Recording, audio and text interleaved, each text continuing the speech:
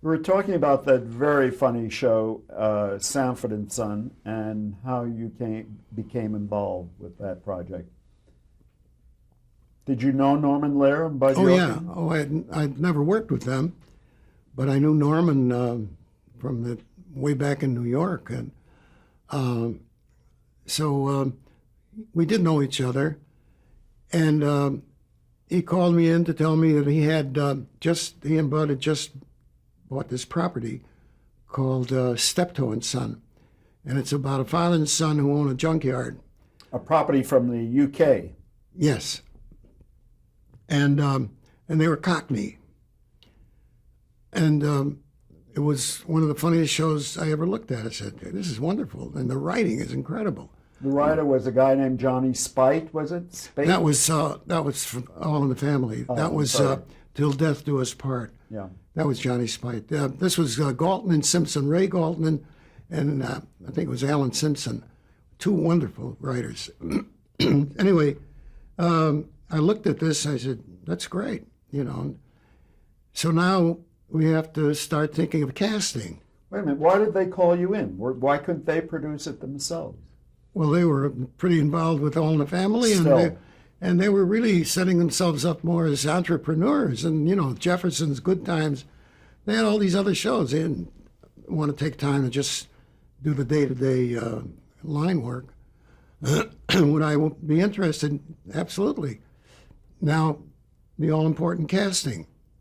Who's going to play the father and son? And I said right from the start, I said, my recollection as a child in Chicago of junkmen was they were either Italian or black or Jewish. So they'd had a run of bad luck with Italian shows, and Jewish they ruled out almost immediately. I said, these guys have to be black. Oh, you crazy? Come on. Network will never go for it. I said, why? Well, they're just, junkmen. I said, they happen to have a junkyard, so they're black. They'll never. It was mentioned at NBC. Forget it. Forget it. We don't want to picket line around the network. Black junkmen. So now Bud and I are going back to New York to try and cast it. And this is what's amazing about how a piece of material either works or doesn't for some actors. Barney Hughes, one of the fine actors, Broadway and television, and Paul Sorvino, wonderful actor. So I did a very quick rewrite of a scene in which Paul Sorvino is very swarthy and very Italian-looking, and Barney Hughes is very Irish-looking. That's the father and son. Thought that would be the father and son. So I quickly devised a reason for why, and working into dialogue somehow, that the reason was that Barney Hughes was married to this Italian woman that he met in a Catholic church. And so, therefore, this Irish-looking father and this very Italian-looking son. We tried a scene with them. It didn't work. It just didn't work. Two fine actors, wonderful at comedy. Didn't work. And we both, Bud and I looked at each other and said, what are you going to do? It just didn't work. I said, Bud, we have to go black with this. On the way to New York, Bud even said to my wife, he said, would you get Aaron off that kick about making these guys black? The network won't go for it. So anyway, I said to Bud, well, let's at least see somebody. Maybe we can sell them. So we had Cleavon Little, fine black actor, come in to read for the part of the son. And he said, who are you thinking about for the father? And we said, well, that's kind of up in the air. We don't know. He said, have you thought of Red Fox? Red had just done a movie called Cotton Comes to Harlem. He says, he's a really good actor. Oh. The name of Red Fox was mentioned, and everybody knew him as a very blue comic. And they said, well, let's see what he can do, or something. I don't know. They relented somewhat. Then we hired Demond Wilson. After having seen a number of young black actors, Demond seemed like the perfect foil. Okay, Red is living in Las Vegas at this time, so I go to Las Vegas with the script, which I, by the way, had written from a script, one of the English scripts, one of the. You adapted it. Yeah, and the story was there, and what I had to do was just kind of Afro-Americanize it, to speak. So I did the rewrite, brought the first act to Vegas where we met with Red, and I rehearsed them in it. There wasn't a great deal of directing to be done. It was a good dialogue scene, and now we come back to Hollywood, and Norman says, "So, how did it go? What does it look?" I said, "You'll have to tell me. He's very funny, but you tell me." He said, "The brass at NBC wants to see it. Can you bring Red and Demond over to CBS and show us what you've got?" We got a ready-made audience for it. And the reason they wanted us at CBS, they were doing All in the Family at the time, and Norman couldn't get away or didn't want to, and said, "Come over here, and you can use our rehearsal hall." Okay, so they had the cast of All in the Family as our audience, and the NBC brass, and Herb Schlosser among them. Was Herb then head of programming for Yes. NBC? So now we do the scene, and there's such unexpected laughter. I mean, these guys they're not blasé exactly, but they're used to, comedy. Rob Reiner and Carol O'Connor and Sally Struthers and the rest of them, and such. Herb Schlosser had a handkerchief up to his mouth, not to reveal how much he loved this, because wait a minute, we have to make a deal here. So they, when it was over, loud applause, and Red is just, he started doing that. "Oh, Elizabeth, here, here's the big one." Did all that stuff. And Schlosser went over to Norman and said, "Can you be ready to go in January?" And this was October. Maureen and I were then going with each other, and we were planning to get married, second for both of us. And we had planned a kind of a romantic, idealistic type. We were going to go to some small Italian or French village and get married in the city hall and whatever. And Norman said, "They want us to go in January, so you have to get started on scripts." I said, "God, Norman, we're planning to get married. I was going to go away." He said, "Well, you can't do that now." So we settled for going up to San Francisco. My wife was a good sport, and she loved San Francisco, fortunately. So we went to San Francisco for a weekend, and that was the honeymoon. And I got busy on scripts, and I wrote the first. We did, how many were there? 14 shows we did in January, starting in January, and I did 13 of them. And I think Fritzell and Greenbaum did one. I did the 13. The stories were excellent. These guys were really good writers. And they said, "And guess what? We've got all their scripts that you can use the stories from all their scripts." I said, "That's great. And how long has the show been on?" He said, 7 years. I said, "Wow, a bonanza." You know how many scripts there were from 7 years? 49. Not hundreds, 49 scripts. And the reason being that they only did 7 shows a year, and they wouldn't entrust the script to anybody else. These two guys wrote all the scripts. So, I certainly used, if not all, most of those 49. So it's still a good head start for you. Oh, it was wonderful. It was wonderful. It was great. And moved on from there. It was dynamite right from the start, wasn't it? It took right off. It really did.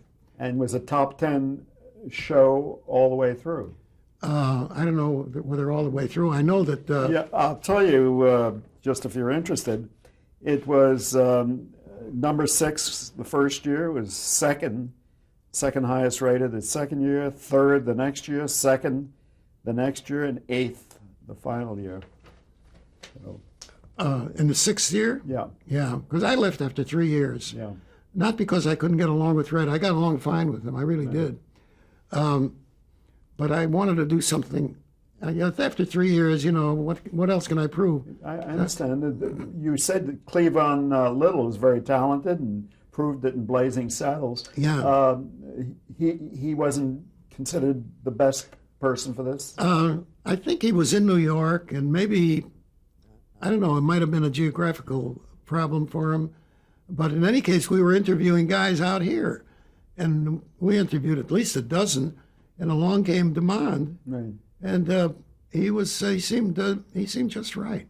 For the Red Fox role, the father, there were many talented black actors and comedians, but can anybody possibly imagine anybody else in that role except Red Fox? Any more than you can't imagine anyone in the part of Bilko but Phil Silvers. Right. And, once a script, in Red's case, it was a fortunate bit of casting. In the case of Bilko, it was tailor-made for him. And when a performer, when an actor gets so identified with a role that only he or she can do, forget it. Don't do it again. It was done great. Leave it alone. And I could never imagine anyone but Red doing that, because he invented a lot of that stuff himself. And the physical aspects of the role, the way he walked. The way he walked, when he was asked about that, he said, well, they gave me these heavy shoes. He says, and I had to just, but he was an amazing performer. Did you, because you're all white guys, did you bring some black talent in behind the camera? There was a picture in the entertainment section of New York Times one Sunday, and there was a picture of the famous Broadway producer Joseph Papp. Actually, off-Broadway producer. Off-Broadway and Central Park, right. And Joseph Papp was seen in this picture surrounded by young talent, young writers that he was hoping to introduce with new plays. And among them was this young black man wearing a cap in the middle of his head. And I called New York to find out, well, who do I talk to about this young man? And they put me in touch with an agent, and I said, would he be interested in coming out to write for Sanford & Son, starring Red Fox? Oh, yeah. He came right out, and he came up with some wonderful ideas that only a black person could come up with. Right. As an example, he came up with an idea once about Red going to a doctor and or a dentist, and he refused to go to a black dentist. I want to go to a white dentist. And he said, why? It was from his own experience, this young man. And he said, well, my mother always felt that a white doctor might just know more than a black doctor because they didn't have all the opportunities, I would never dare write a script like that. But he came in with it. Or what it was that would make a black person become very African in their habits, in their dress, in their food. But that was, his name was Adele, A-D-E-L-L, Stevenson. He called himself, I think, Ilunga Adele. Do you know whether the demographics of the audience that watched, that viewed Sanford & Son, were there a lot of blacks in that audience? You talking about the studio audience? Not the studio audience so much as the audience out beyond the studio. Well, it was we had to have a pretty big white audience to get those kind of numbers. Yeah. But the studio was filled with black people who just fell down at everything Red said. They didn't feel sensitive about any of the material you were using? Not at all. You didn't get protests or anything of that sort? Well, Red once used the word nigger, which was not in the script. Red used it. Red. Yeah. He ad-libbed it, and it's caused 5 minutes of uninterrupted laughter. And I got letters. I said, that word was not written in the script. Red ad-libbed it. Tell me, because I vaguely remember that, but what context was it used? What's his name? Is it Oscar Lee Brown, is it? Yeah. Wonderful actor. Yes. Very Shakespearean in his delivery. And he was playing the part of an old man being taken care of by Red's lady friend, who was a nurse. Right. And she had promised to make dinner for Red one evening and said, "Do you mind if I bring this patient along? He needs my help, and I can't be with him, so can I bring him along?" "Sure, bring him." So they show up, and they immediately do not like each other. Red takes an instant dislike to him. And while she's in the kitchen preparing their dinner, he and Roscoe Lee Brown, get into a thing, and Red, it was into a fighting stance, and Roscoe said, "I will have you understand," in that great Shakespearean voice, he said, "I will have you understand, sir, that I'm very proficient in the art of karate." And then he went, "Ha!" And he did some wild gestures, karate gestures. And Red just looked at him, turned to the mom and said, "This nigger's crazy." Well, they laughed so hard. And Roscoe, by the way, fell right down on the floor, on his knees, and laughed and couldn't continue. Nobody could continue. We had to cut tape because nobody would have believed that laugh. It lasted like 5-6 minutes. When it was over, there were a lot of black people in the audience. And after the show, I would come out and say, "I hope you all enjoyed it," and so on. Somebody in the audience said, "Are you going to keep that line in that Red said?" And I said, "Well, what do you people think? Should we keep it?" And they all applauded. Yeah, keep it. So we did, and we got letters and complaints, and we never did it again. Were you always before a live audience with Yeah. San Francisco? Yeah. You think it was important to have the live audience for the spontaneity of the show? Oh, yeah, absolutely. In that case, yeah. In the case of just, watching that walk, as you pointed out, Right. and the gestures. And he was used to working in front of a live audience. Oh, yeah, clubs. And, Red Fox had always had a sort of a spotted kind of life. Damon Wilson had lots of troubles after Sanford and Son. Were they hard to keep in line during the course of the show? I got along fine with Red. He made certain demands that seemed kind of outrageous, like his dressing room. He wanted to paint everything red. So they gave him a red dressing room. "What do you want?" He says, I want everything that Dean Martin gets and $1 more." It was his way of putting it.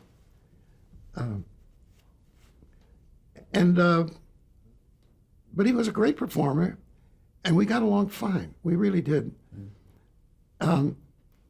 Thoroughly professional, pick up a script and read it for the first time without a hitch, with no need for correcting a reading. He was just, he was wonderful. And Damon was easy to work with, too. Somewhat temperamental, as I recall, though. He was a little bit after he became, after the show took off and he started to go to Chasen's himself, he kind of threw it around a little bit. Yeah. So you left before the end of the run of the show.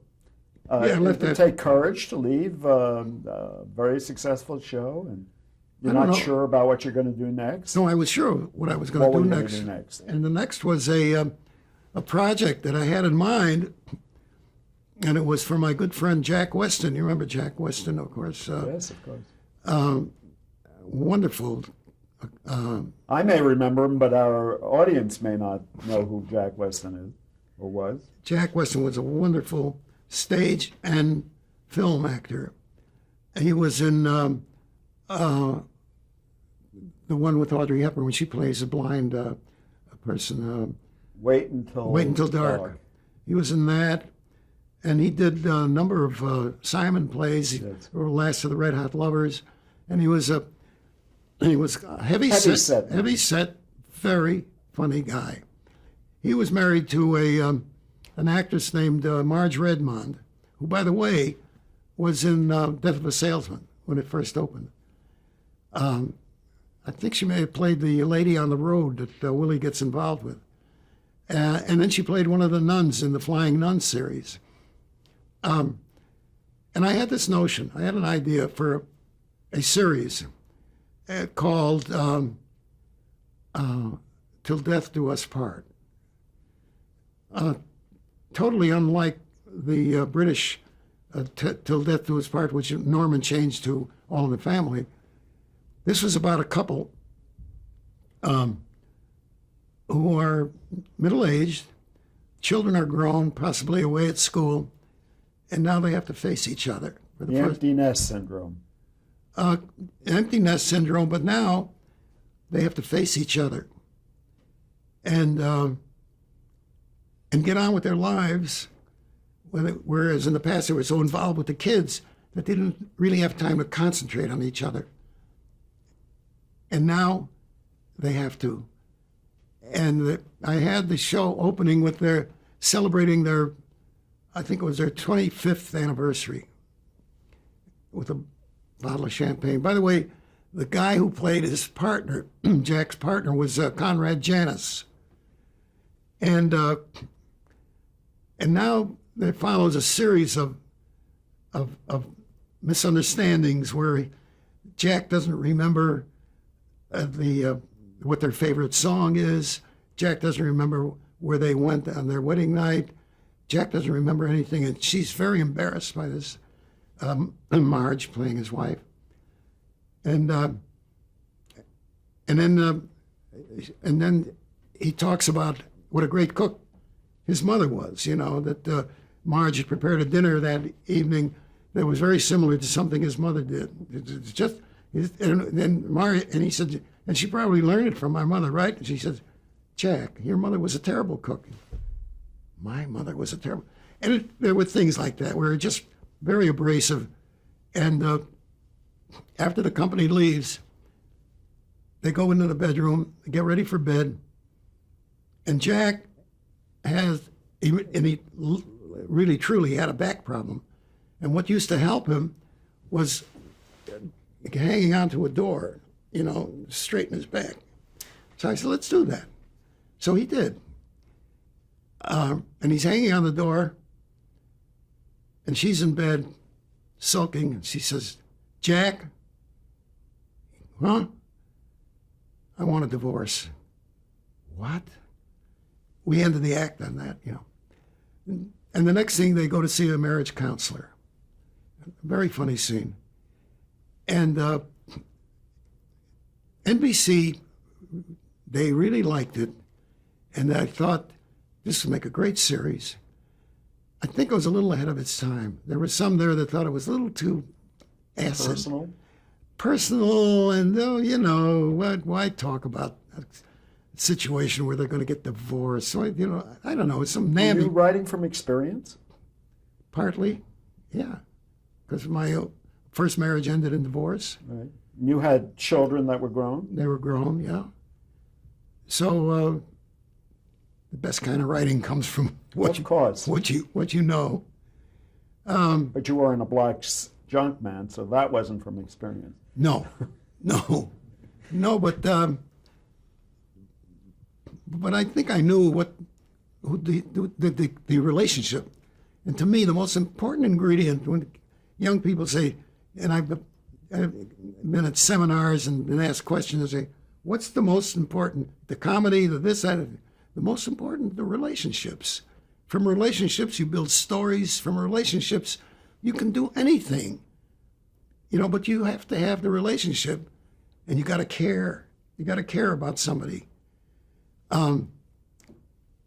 So that didn't fly. no, there was a guy there that didn't think that it was a show that they were ready for at this time. So we scrapped it. Then what did I do next? CPO Sharkey? Oh, right. That was another one. I got to know Don Rickles we're talking about. Don Rickles, and always very, very funny. And there was no in between about Don. You either loved him or you didn't. And I thought this would make a good setup for Don, where he plays a chief petty officer in the Navy, and I surround him with the targets that he usually uses in his club act. A Jewish kid, a Puerto Rican kid, a black kid, a Polish kid. And not that he would be making ethnic or racial jokes, but he just, those little snappers that he had. And they loved the pilot, and they put it on. And it lasted at You're talking about NBC. NBC. Yeah. And it lasted a season and a half. Right. And when they canceled it, much to my surprise, it had an excellent rating. There was somebody at NBC that didn't like Don. I really believe it was that simple. I was in Europe at the time. My wife and I were in London, and the waiter comes over and hands me a note. And on the back is a card, a business card. On the back is written, "Shame on you being way over here and not tending to your work on CPO Sharkey." I said, who can that be? I looked around. Fred Silverman, who had just taken over as head of entertainment at NBC. And I had known Fred for a while. I had done several things with him. And I went over and we greeted each other. And then at some point I said, how are we doing? He says, I don't know.